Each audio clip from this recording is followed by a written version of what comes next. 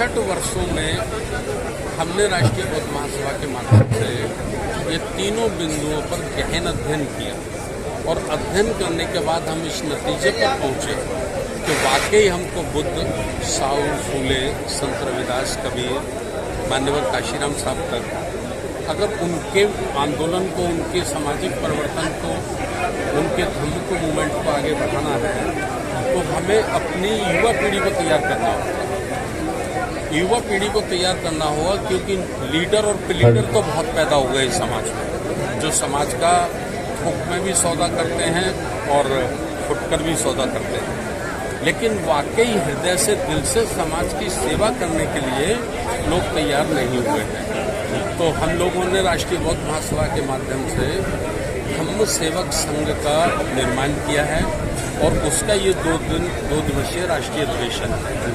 तो uniform dress एक पहचान तो हो, जो सेवक हैं, जो समाज की सेवा करना चाहते हैं, जो मिशन को पूरे देश में, पूरे भारत के 140 करोड़ लोगों के बीच तक ले जाना चाहते हैं, उसकी आइडेंटिटी क्या है, पहचान क्या है। तो पहचान ये ड्रेस जो मैं पहन के आपके सामने खड़ा हूँ, ये हमने बनाई और इसकी प्रेरणा हमने ली क्योंकि बाबा साहब ने आरएसएस से पहले 24 सितंबर 1924 को समता सैनिक दल का निर्माण किया था और समता सैनिक दल के माध्यम से बाबा साहब एक बहुत बड़ा काम भारत में करना चाहते थे, लेकिन उनके चले जाने के बाद उनकी अपेक्षाएं पूरी नहीं हुई। तो जिस उद्देश्य की पूर्ति के लिए समता सैनिक दल का बाबा साहब ने निर्माण किया था, हम उस उद्देश्य की पूर्ति धम्म सेवक संघ के माध्यम से करना चाहते हैं। तो अभी तो ये हमारा पहला है, जिसमें आपको कम उम्र के भी, ज़्यादा उम्र के भी साथी नजर आ रहे हैं, लेकिन अगले जो प्रोग्राम हमारे होंगे उनमें 12 वर्ष से लेकर और 35 वर्ष के युवा आपको दिखाई पड़ेंगे। तो उसमें लड़के लड़कियां भी हम कोशिश करेंगे बराबर का रेशियो हमारी बेटियों का भी हो, चूँकि बाबा साहब खुद कहते थे कि किसी भी समाज की प्रगति को अगर देखना है तो उस समाज की महिला से उसको तोला जा सकता है। तो हमें बेटियों को भी तैयार करना है। तो आज हम लोग 2 दिन का ये राष्ट्रीय अधिवेशन के मौके पे हमारा शिविर है और इस शिविर के माध्यम से पूरे भारत में हम धम्म सेवक संघ के साथियों की एक फौज खड़ी करना चाहते हैं, बहुत बड़ी फौज। हमारी कोशिश रहेगी कि अगले वर्ष ये प्रोग्राम हो तो इसी पावन धरती पर लगभग 10,000 लोग यूनिफॉर्म में हो, ड्रेस में हो और खास करके युवा पीढ़ी। भारत के विभिन्न प्रदेशों से इस कारवां के लिए, इस मिशन के लिए, इस संघर्ष के लिए यहाँ पर उपस्थित हुए हैं। मैं देख रहा हूँ हर एक प्रदेश का व्यक्ति यहाँ मुझे दिखाई दे रहा है। बंगाल का भी देख रहा है, मध्य प्रदेश, हरियाणा, राजस्थान भी दिख रहा है, उत्तर प्रदेश भी दिख रहा है, उत्तराखंड भी दिख रहा है, बिहार भी दिख रहा है और तमाम प्रदेशों के लोग यहाँ पर आए हैं। भारती जी, आपने जो कारवां शुरू किया है, हम इसके लिए, आपने जो डीएसएस बनाई है धम्म सेवक संघ, इसके लिए बहुत बहुत मुबारकबाद। ये धम्म सेवक संघ धम्म की सेवा करेगा। ऐसे हालातों में आपने धम्म सेवक संघ बनाया है जब ये देश सामाजिक, आर्थिक, राजनीतिक और धार्मिक संकट से गुजर रहा है।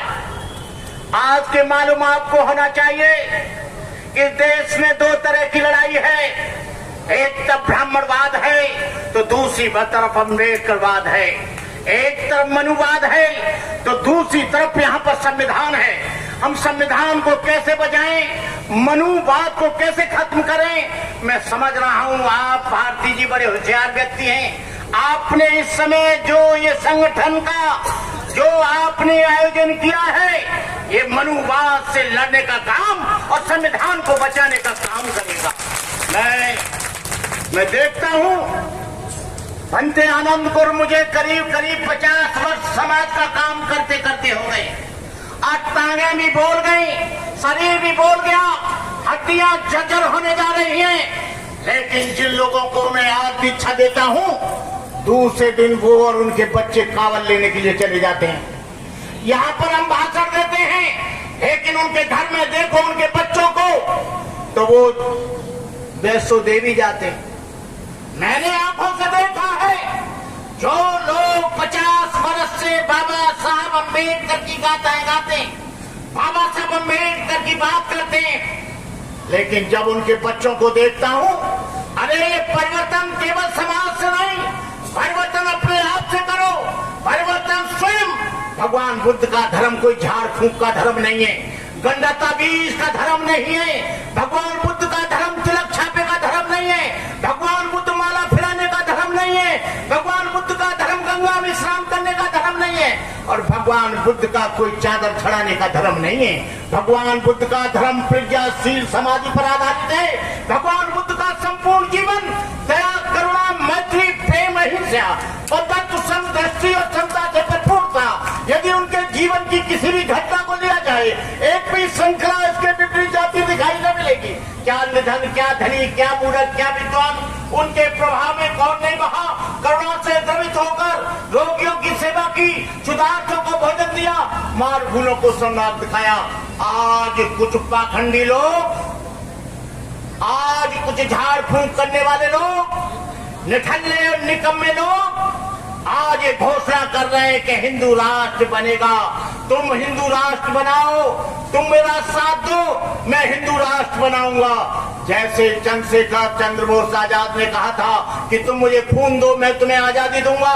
अरे पाखंडियों, ये देश तुम्हारे बाप का नहीं है, ये तुम्हारी विरासत नहीं है, ये तुम्हारी जमीन नहीं है, ये देश मुसलमानों का है, ये देश ईसाइयों का है, ये देश सिखों का है, ये देश पारसियों का है, ये देश बौद्धों का है, ये देश एससी का है, ये देश ओबीसी का है, ये देश दलितों का है, ये देश बहुजन समाज का है। तुम 3-4 लोग बैठकर इसे हिंदू राष्ट्र कैसे बना दोगे?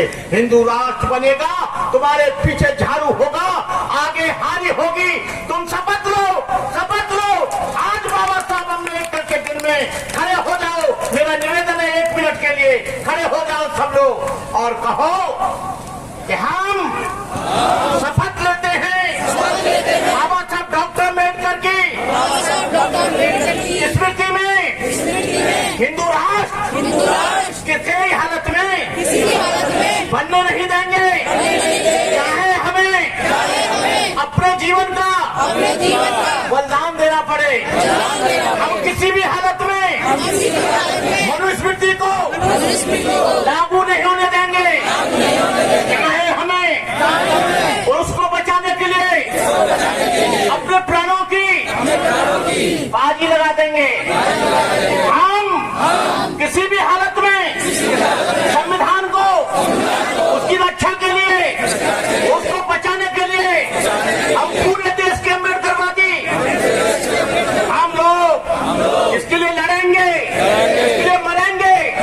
किसी भी हालत में देश के लोकतंत्र की हत्या नहीं होने देंगे। जय भीम, नमो बुद्धाय। बहनों और भाइयों, मैं भारती जी को ज्यादा बोलकर, भारती जी से मेरे 40-45 वर्ष पुराने संबंध हैं। भारती जी, आज मैंने भी टोपा पहन कर आया हूं, क्योंकि तुमने टोपा पहना है, ये बुद्ध का टोपा है, वो अम्बेडकर का टोपा है। इधर से बुद्ध बाहर आएगा और इधर से अम्बेडकर बाद आएगा। दोनों हम मिलकर इस देश के बहुत भिक्षु, इस देश की आजादी को, इस देश के लोकतंत्र को बचाएंगे।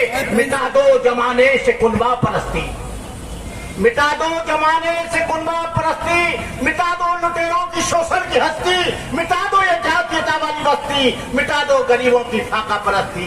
जब तक है ये चांद सितारे, जब तक है धरती अंबर, भारत ऋणी रहेगा उसका, अमर रहेगा अम्बेडकर। भूले भटके भारत को जो बौद्ध धर्म का ज्ञान दिया, पंचशील देकर जनता को देश का नवनिर्माण किया, अपने अथक परिश्रम से लेकिन भारत का संविधान दिया, स्त्री और अछूतों को समता शक्ति सम्मान दिया।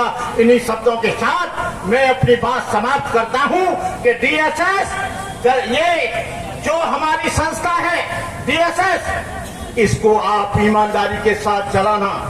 सारे संगठन बिक गए, क्योंकि राष्ट्रीय भारतीय बौद्ध महासभा की आवश्यकता क्यों पड़ी? क्योंकि जो बाबा साहब ने संगठन बनाया था उसके बहुत से टुकड़े हो गए। समता सैनिक दल बनाया था, उसके भी टुकड़े हो गए।